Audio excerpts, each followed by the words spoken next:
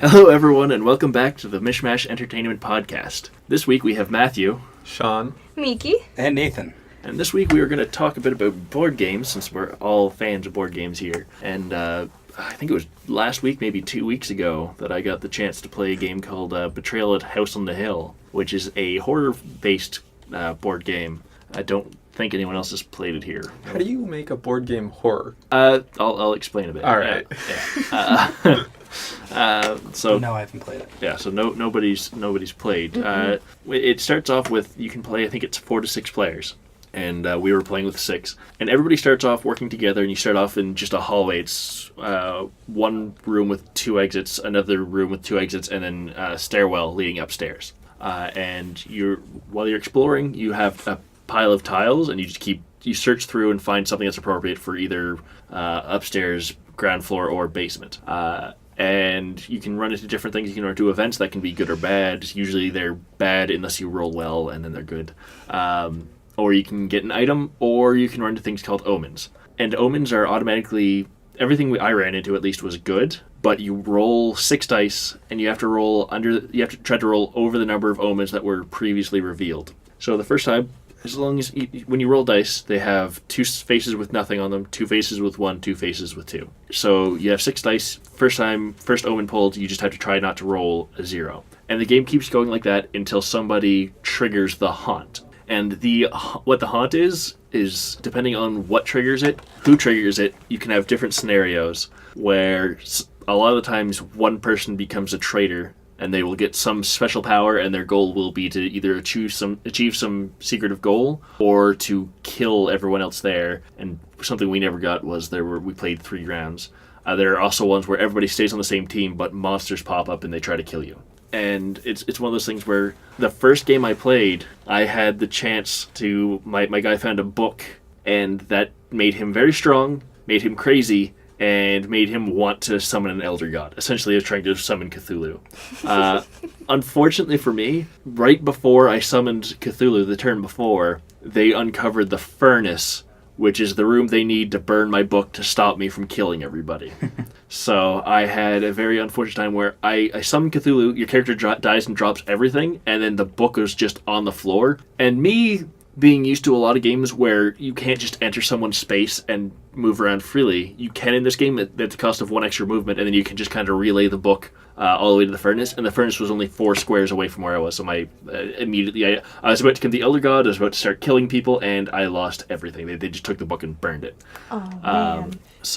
But it's a lot of fun. There's a lot of tension while you're rolling for omens, trying to figure out who the traitor's going to be. Of course, everyone immediately knows who the traitor is, because you have to give the traitor their role.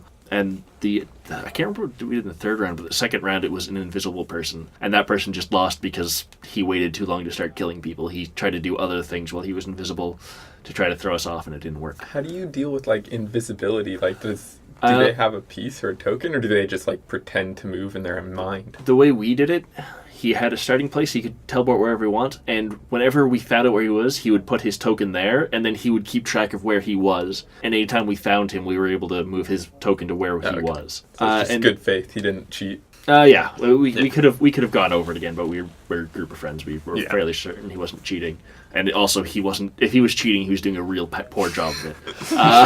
If you're cheating, you better be winning. Yeah, he killed 1 person, and there were 5 of us to kill. So, but the problem with the invisible thing is you can attack in one of 2 ways. You can either do damage that they can't stop, or you can use a weapon to try to fight people, and he kept using weapons, which you shouldn't do. You should just do the damage, run, and let them try to find you. But yeah, that's all that. And it's actually a whole lot of fun. I really enjoyed it, and I'm looking forward to trying more board games with that specific group of people at some point in the future. And what's that one called? Betrayal at House on the Hill. Did you play that at a friend's house? Yep. DJ, who's usually one of our co-hosts, he had a party at his place with his D&D crew, and we played some board games and stuff like that. So, anybody else have any board games they want to talk about? Yeah, I played one. My friend bought it recently, and we play it whenever I'm over there. It's called Merchants and Marauders. Yeah. It's a 4-player game. It's basically set in, I think, 1700s, 1800s in the Caribbean. So, basically, your goal is to be a ship captain. So you are given a random captain with different abilities, and you pick what kind of ship you want. And what I like about the game is the way you play can be different every time. So you get these things called glory points or victory points. You need 10 of them to win, but you can get them from a bunch of different ways. So you can become a pirate and sink enemy ships.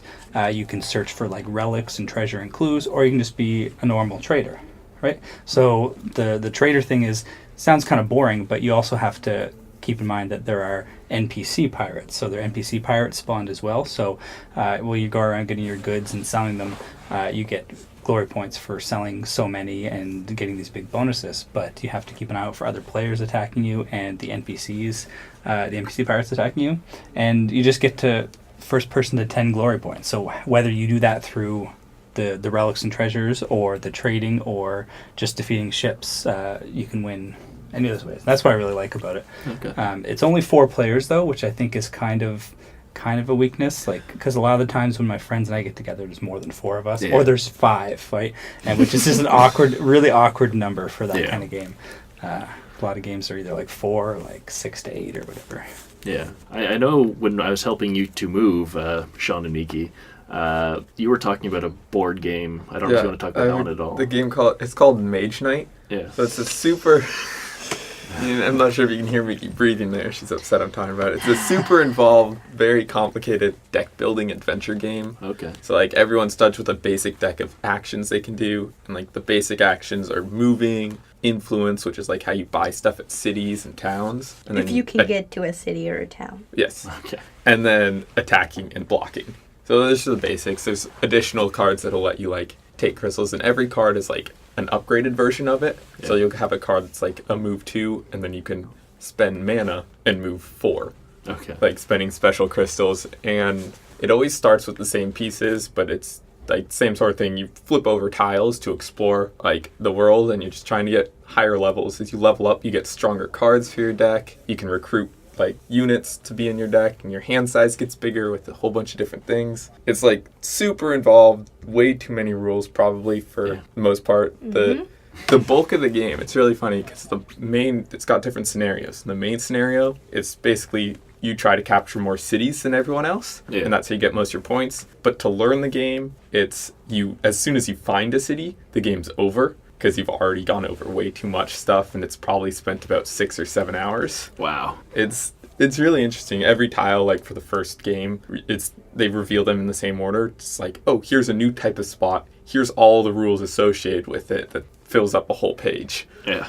And like, it's just repeatedly, I've only played it like 5 times since I got it, because it's hard to sit down with a group of people be like, all right, we need to spend like 10 or 12 hours to play this. It's kind of like Risk in that way. You were talking about it being long. It's like, don't worry, I've played Risk. Yeah. I thought I meant in terms of being complicated. Dice, Risk is just rolling dice and strategy, of course, but... Yeah, it's also, I mean, it's a deck building game, so you're at the whims of what order you shuffled your deck into. Like, you can get really screwed over. I mean, you can use every card as one of those 4 basic things, but every card can do something else better, usually. So you don't want to use those cards like, ooh, I'm just going to spend this awesome card as a move card, because otherwise I can't do anything else my turn. Yeah. Like, moving is the most important thing. You want to move to the cool, interesting locations. And, I mean, it's got a couple expansions to it that just give more scenarios and more ways to play. Yeah. So now my first experience with this game, I had been sick for about a week, and you had just gotten this game a couple of days ago. You had been reading over the instruction books for those few days, and then you were like, I need to play this game with me, please, please, please, please, please. And I finally agreed to play this game. It was like 6:30, I was already tired, I didn't want to do anything, but I decided to play this game. 3 hours later, the game ended, and I was almost asleep where I was sitting. And I had pretty much figured out everything that you had told me, but except for this one thing. You were like, oh, this card is like super OP, you use it to do this, and there's like no repercussions. And I was like, sweet, I'm gonna use this card as often as I possibly can. And to use it, I think you said you had to use wounds, or you had to get wounds, which are bad, but you use those wounds to do good. And then we got to that points part, and you were like, oh, I forgot to tell you, every time you use that card, you lose like 5 points. I was like, oh, okay. So I got my ass kicked because I didn't know what I was doing. I wasn't completely conscious.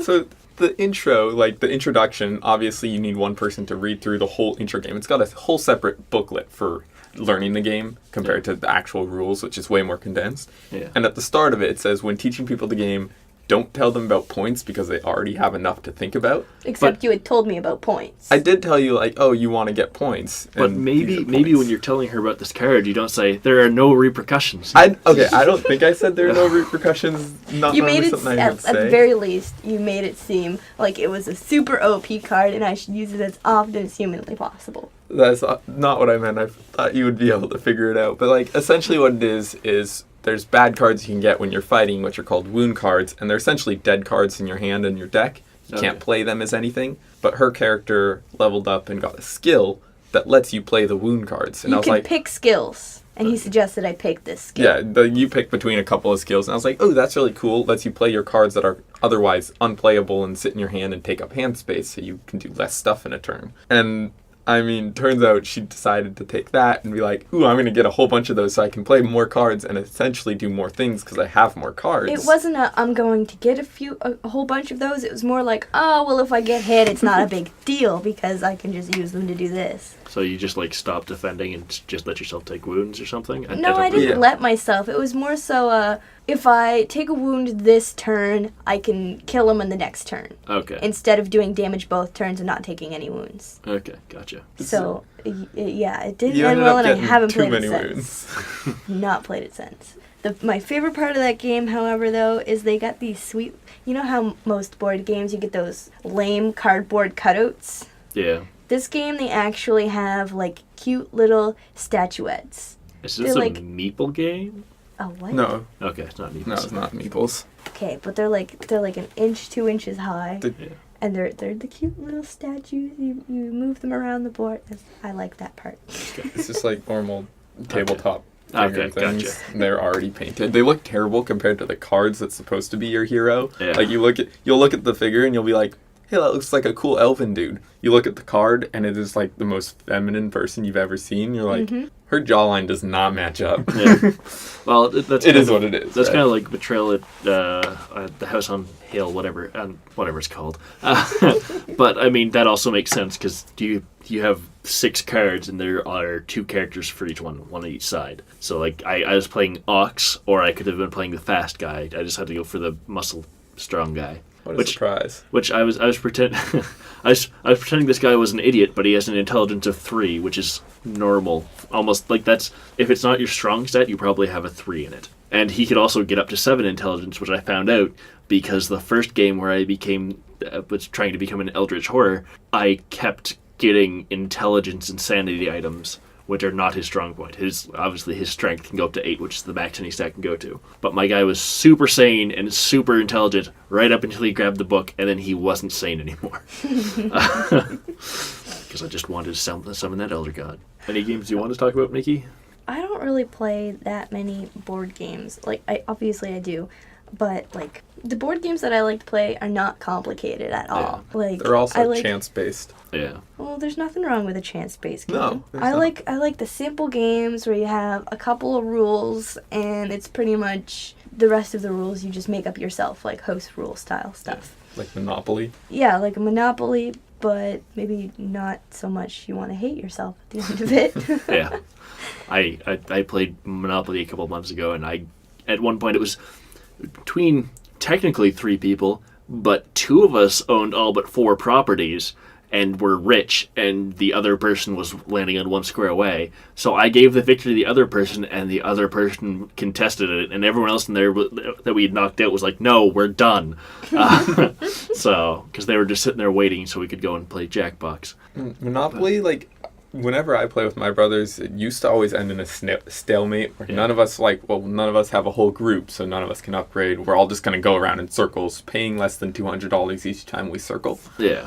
So, until we got the Pokemon Monopoly, which has special rules for doubles. Okay. It's like you roll double 1, you get to teleport anywhere. Oh, wow. After What? you move 2 spots. Like, you don't re-roll after doubles. Yeah. And then, like, the other ones, some of them were like, ooh, you get money from people, or you get this much, or you pick up one of the 2 types of cards. But a double 6 was you get to battle someone. Okay. And what it was is if someone doesn't have a full color group, you get to battle for a spot. Oh. Like, for anyone's spot, you get to roll a couple of dice, whoever wins. But you just can't break up color groups, and that actually ended up finally solving our issue of stalemates, where it's like, Nice. finally we can upgrade. Yeah.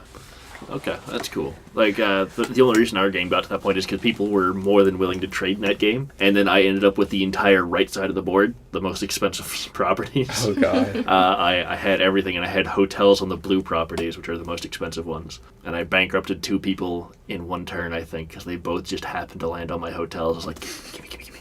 Although, at the very least, when we were playing, we played with the rule that you have to upgrade the houses in order. And I've played with people who don't, and you can just, like, immediately purchase a hotel on a property, which is super broken because it makes that one thing like a dynamite and it doesn't cost that much to do. Whereas you'd have to buy, like, if you had the 3 blue properties, you'd have to get 1 on each of the properties before you could buy 2 on any of them. That just helps slow things down so you don't have one person that absolutely steamrolls.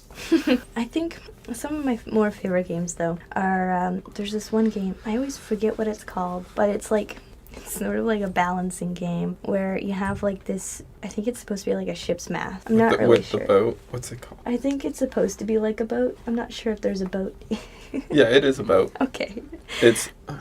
keep going. But it's got this one post that goes up, like, supposed to be the mast, and then it's got these 2 sort of, they look like long popsicle sticks that, like, sort of balance on it. Riff-raff. Yes, that's it, riff-raff. And you spin it around, and then you use these cards, you pick one, and they determine who goes first, essentially. You do that every round. And then you have these different shaped and different sized and different weighted pieces that you have to balance on the popsicle sticks.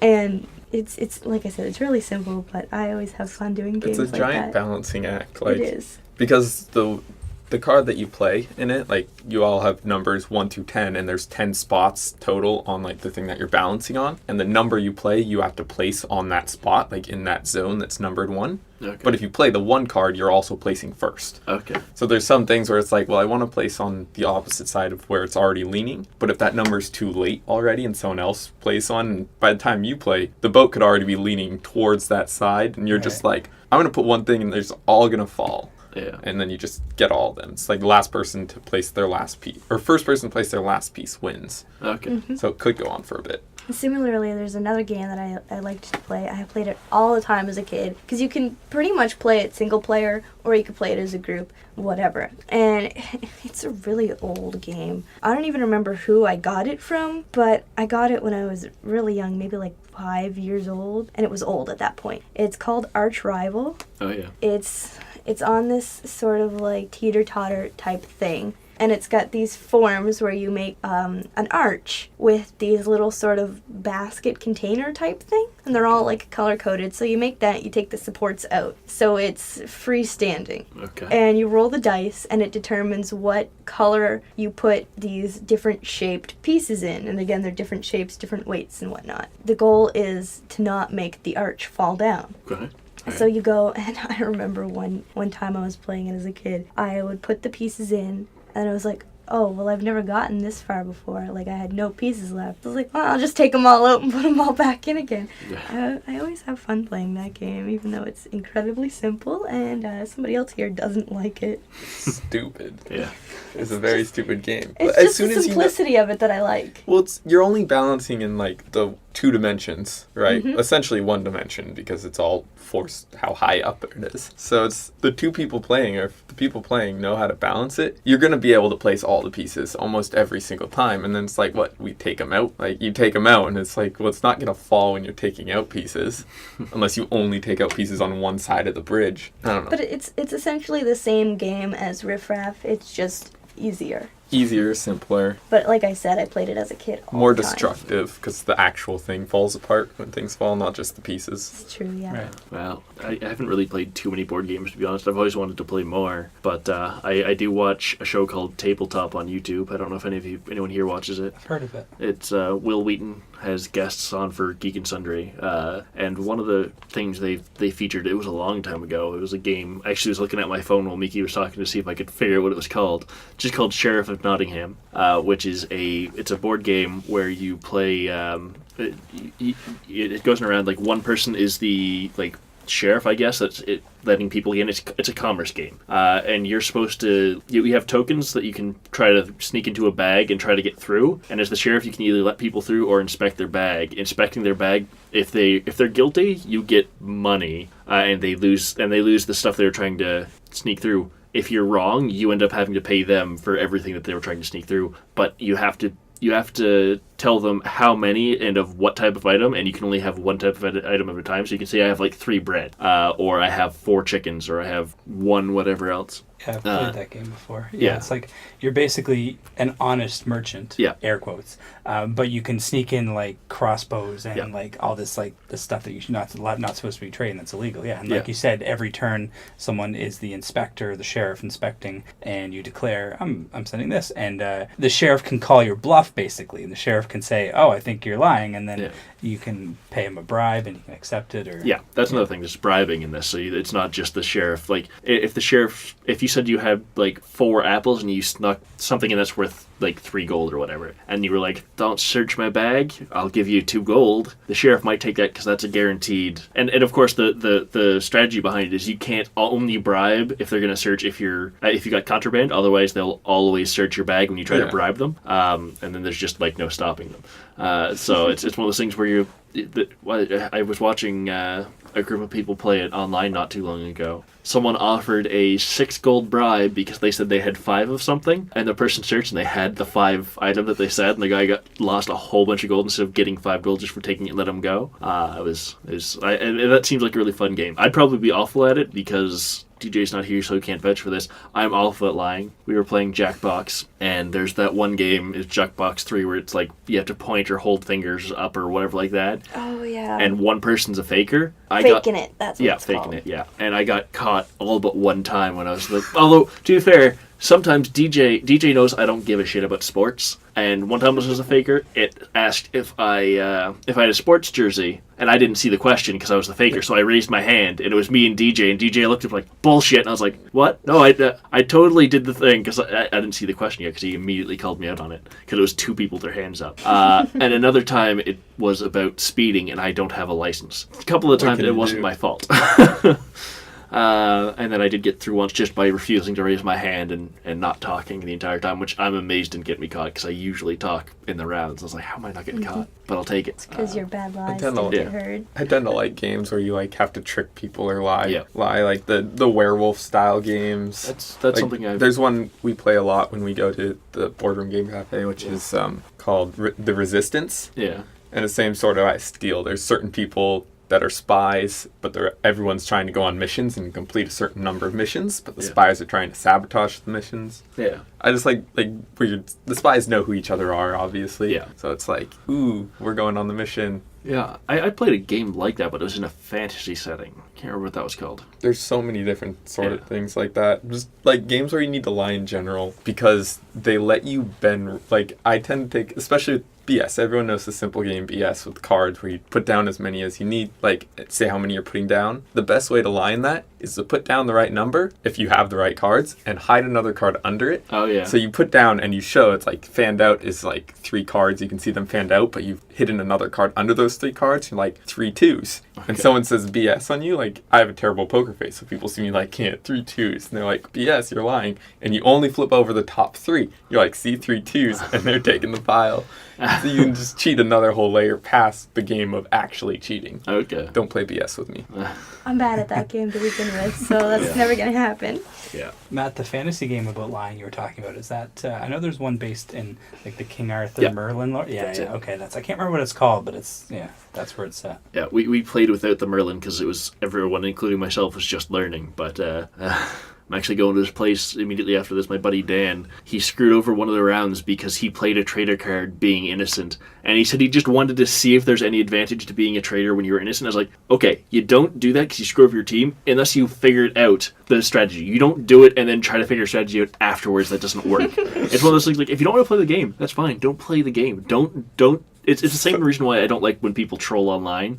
If you want to mess around, go ahead, but just don't ruin other people's game. Like, just let other people have fun. What would he have to gain by... Nothing, and that's just it. I think he just wanted to do it because he wasn't particularly excited about playing it, because Dan is similarly bad at lying. He's worse at lying than I am, so he can't really get away with a whole lot.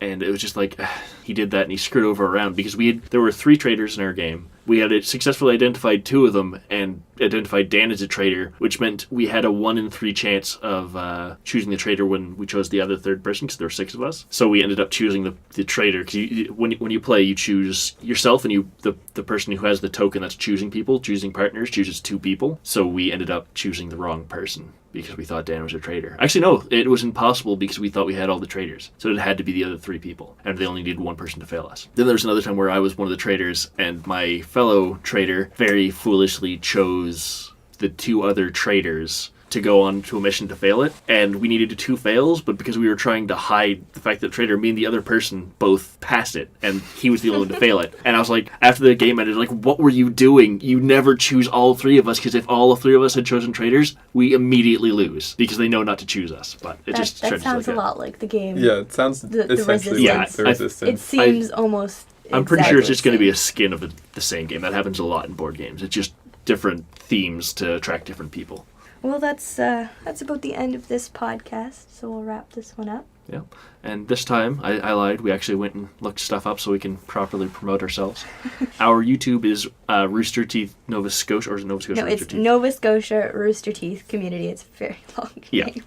Yeah. And our Twitch for Extra Life, which is November 4th, I'm pretty sure, it's RT_Nova Scotia. Yep. And we'll be playing for Rooster Teeth Nova Scotia Community Yep. for the And IWK. it's going to be 25 hours. Again. And my goal this time, DJ was suggesting shifts, but I feel like that's kind of not in the spirit. So I'm going to be staying awake best I can for 25 hours. I'll be doing the same. Sounds fun. Yeah, that'll be great. All right, well, thanks for listening, everybody. My name is Minky. Nathan? Matthew. And I'm Sean. Bye.